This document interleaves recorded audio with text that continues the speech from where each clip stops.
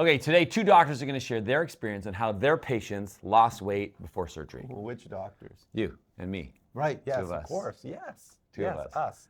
So we counsel people all the time. I'm Dr. Paul Zalzo. I'm Dr. Brad Weening. Welcome to Talking with Docs. We counsel people all the time on how to lose weight because they come in our office with musculoskeletal complaints, usually lower extremity. And one of the ways to manage your musculoskeletal lower extremity pain is with weight reduction. Right. So we are often, every day, every single day, talking to people about how they can lose weight or what are they doing to lose weight. Yeah. All right. And we keep track, kind of. We ask them again when we see them 6 months later, 3 months later, a year later. How did you do it? What did you do? It's hard, and I'd say, unfortunately, the vast majority of people are not super successful. That extends to the rest of life too, not just arthritic patients. This is life.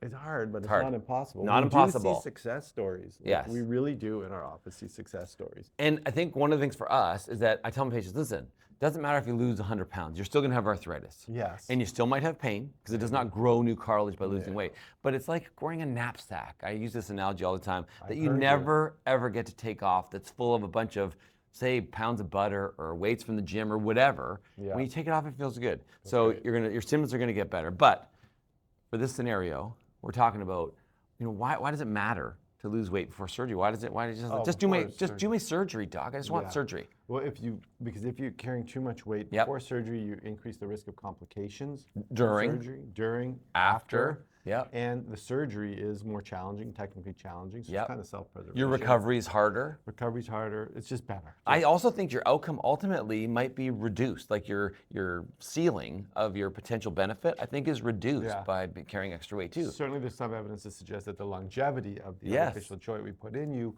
is decreased with extra. Agreed. Anyways, lots of good reasons. Reduce it before surgery. Reduce it so you don't need surgery. Sure. Because sometimes I've had patients come in, I lost 80 pounds. I've had that too. And I don't, okay, I'm like, we'll cancel your surgery. We don't need to replace your knee now. You feel so good. Not to mention the general health benefits, obviously. Oh, the general health benefits. That's very dramatic. Was it? That was very dramatic. Oh, that's good. Okay, so we're gonna go through the top 5. This is not a scientific study. This is as our literally probably between the two of us, certainly over 10,000 patients, maybe closer to 20,000 patients. By years. Between the two of us, probably 40 years worth of seeing people. And how they lose weight. Talking about losing weight and what did they do and what should they try. Okay, so let's go with so number 5. Okay, so I would, and we're gonna save the ones that are most effective to the end. Okay, so we're going from the worst choice to the best choice, or the less successful to the most successful. Like people have had success, but not as many people have had success with number 5 as they had with number 1. Okay, number 5. Number 5 is exercise. People say, oh, I started exercising. I started going to the pool. I started doing this and that. Okay. It works, okay? Sure. It's not as effective as the 4 you're about to hear. Right. In my experience, in the office, some people have had success with that. Totally agree. Just exercise. A little difficult sometimes. People are like, really? I got sore hips and knees. I can't do it. We have another video that talks about things that you can do, even modifications you can make actually in order to be active. Just try to get essentially your daily caloric expenditure from exercise higher than it was before. Yes. But what I've learned from all these patients over all these years, exercise alone as your weight loss strategy, while it's really good for you, I think exercise of all the pillars of health is probably the most important personally. In terms of the scale, pounds on the scale or kilograms on the balance, the least effective. Okay, so that leads into my number 4. I'm gonna give you 2 phrases that you can remember. 1, you can't outrun a bad diet. Okay. Kind of leads into your exercise kind of thing. And the other one is abs are made in the kitchen. Oh. Not the gym. Really? Yes. So, we all have abs. We do. We all have washboard stomachs. It's just how much laundry is on the washboard, right? And one of the ways, so number 4, is a healthy diet. Very wise, sensei. There you go. So a healthy diet, what does that mean? Obviously, it can mean a bunch of different things. It does not mean adhering to a specific diet, whether it's keto or Atkins or intermittent fasting or plant-based or whatever. It means eating more healthy choices, so more whole foods, more real foods, less processed food, but also getting rid of the junk. So getting rid of the sugar, getting rid of the alcohol probably, or drastically reducing the alcohol, things that are extra calories that are not really adding to your health. Okay, yeah, and I the way I say it is, you don't need to go on a diet, but you need to have a good diet. I like that. So that's that one. That's number 4. And I think that, and I have had patients do that too. Yeah. How did you lose your weight? I just changed what I eat. Yes. Okay. Yep. And I think that's a good one.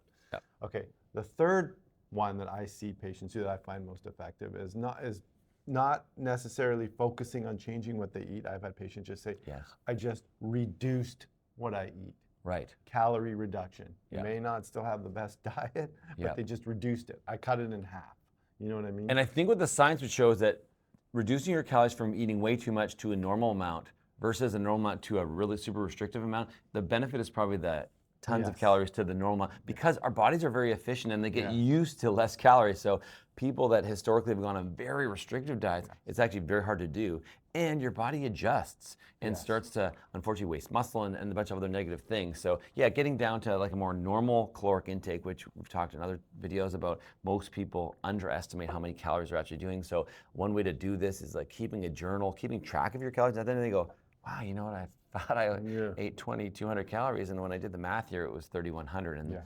that sneaks up on you pretty quickly. The laws of diminishing returns. That Yes. Going from too much to the right amount is much better than going from the right amount to not too Yes. too low.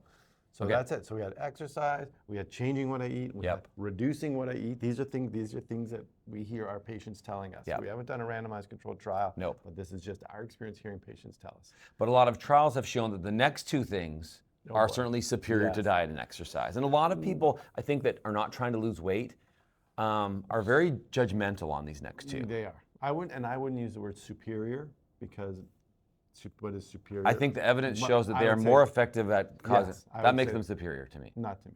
There are superior. I don't think that makes them superior, but they're more effective. They lose more weight. Yeah. So if you rank them like this, Yeah. is one above or below? Well, I don't say it's better. It is But better it- though. No, it just reduces more weight, but overall better for your health or better for you. What? I I think think weight loss experts would disagree. Well, with let's you. tell you. You tell us what you think. Is this Okay. superior or just more effective at losing weight? Okay. The next one is some kind of bariatric surgery. Yes. Whether that's some kind of stomach reduction, banding, stapling, all the different bariatric surgical Yes. options that are out there. Sleeves. This is what I have seen to be quite effective Yes. at having patients lose weight.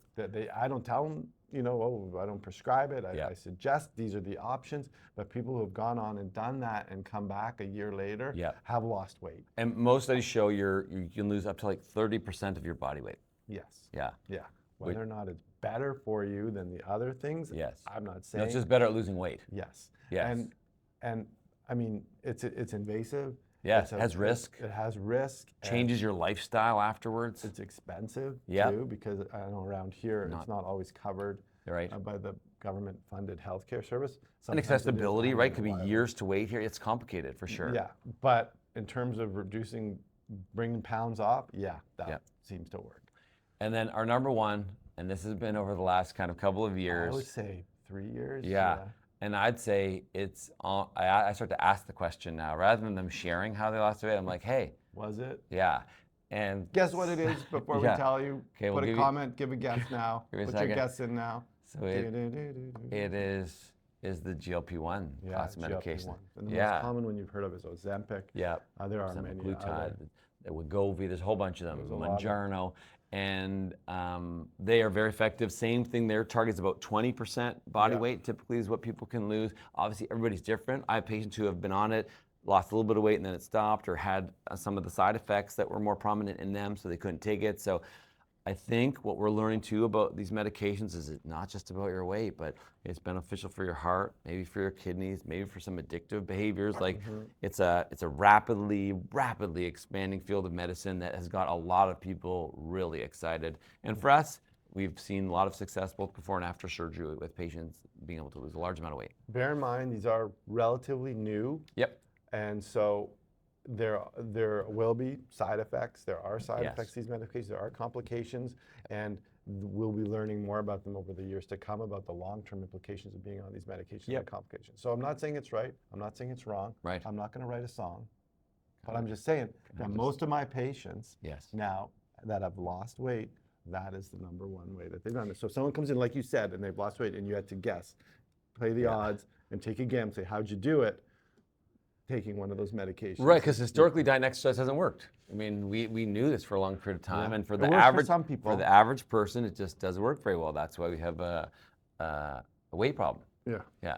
But this has allowed people to kind of get that jump start, and then potentially alter other behaviors in their life. But it's not just about people making bad food choices. People have metabolic conditions that are causing them to not be able to lose weight, right?